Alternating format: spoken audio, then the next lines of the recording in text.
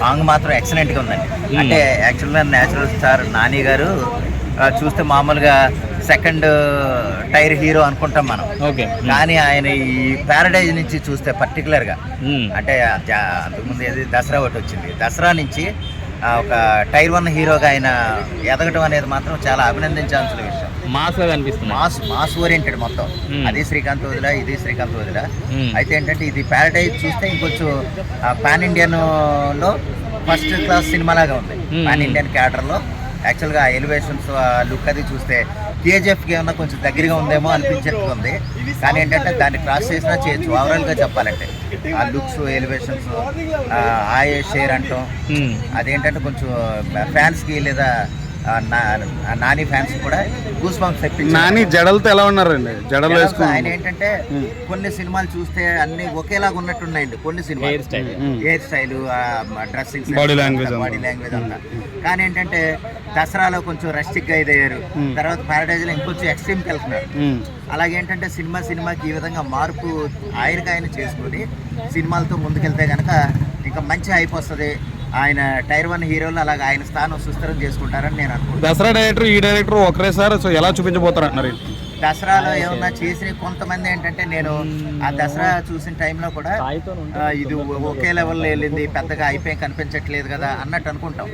కానీ ఏంటంటే ఆ తప్పులను ఏమన్నా ఇందులో కవర్ చేసుకుని మొత్తం అంతమంది ఆడియన్స్ ని కవర్ చేసుకునే విధంగా ఎంత అంటే పాన్ ఇండియన్ సినిమాకి ఎంత హైప్ ఉండాలో అంత హైప్ ఈ సినిమా కలగజేస్తుందని నేను అనుకుంటున్నాను. ఓవరాల్ గా చెప్పాలంటే అండి ఎక్స్ట్రాడినరీగా ఉంది.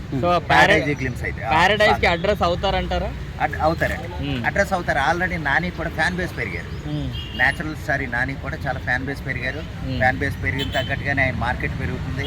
దసరా నుంచి 100 కోట్ల సినిమా దాటింది ఆయన గ్రాస్. అది కూడా ఈ సినిమాకైతే ఒక సక్సెస్ అన్న మాట వింటే కనుక 300 to 500 crore చేసే అవకాశం ఉందండి.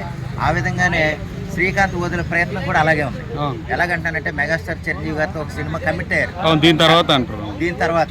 కానీ యాక్చువల్గా అంతలోకి అనిల్ రావిపూడి గారి సినిమా లైనప్ వచ్చేటప్పటికి ఎలాగైందంటే శ్రీకాంత్ వదిలే నాని గారు ప్యారడైజ్ పూర్తి చేసే ఉద్దేశంలో అది ఫుల్ కమిట్మెంట్ అంతా దానికి ఇచ్చారు. సినిమా 100% సక్సెస్ఫుల్ చేసి ఇదే రగ్గుడుగా మోహన్ బాబు గారు యాక్ట్ చేస్తున్నారు, సంపు యాక్ట్ చేస్తున్నారు. ఎలా ఉండబోతున్నారు? వీళ్ళు ఎప్పుడు అలా చూడలేదు కదా, ఇంత మాసిగా చూడలేదు. ఎలా ఉండబోతుంది? సినిమాకి చాలా అవసరం అనే తీసుకున్నారేమో అనుకుంటున్నాను. అంటే సంపు గారు ఒకవేళ 3rd గ్రేడ్ హీరో అనుకున్నా కానీ ఆయన పాత్రకి ఎంత అవసరం లేదా ఆయనకి ఏదో మొత్తం మీద అయితే ఎలివేషన్ అయితే ఉంది. ఎంతో కొంత ఎలివేషన్ సంబంధించిన సీన్ ఉంటేనే ఆయన తీసుకుంటారు. అలాగే మోహన్ బాబు గారు కూడా ఒక ప్రత్యేకమైన ఇంపార్టెన్స్ ఉన్న పాత్రే ఉండుంటది. దానికోసం ఆయన ఇన్వాల్వ్ చేశారు. ఓవరాల్ గా అయితే వాళ్ళిద్దరు కూడా సినిమా ప్లస్ అవుతారు. అంటే అన్న ఇందులో నాని గారు ఎక్కువ శాతం బ్యాడ్ వర్డ్స్ మాట్లాడారు, కొంచెం బూతులు ఉన్నాయని చెప్పి ట్రోల్ చేస్తున్నారు. చేతి మీద టాటూనే ఉంది లా మీద. అయితే ఏంటంటే మనం ఇది ఎలాగంటారంటే సేమ్ ఇది కొంచెం దగ్గరగా చెప్పాలంటే పుష్ప 2 అటువంటి దగ్గర స్టోరీనే.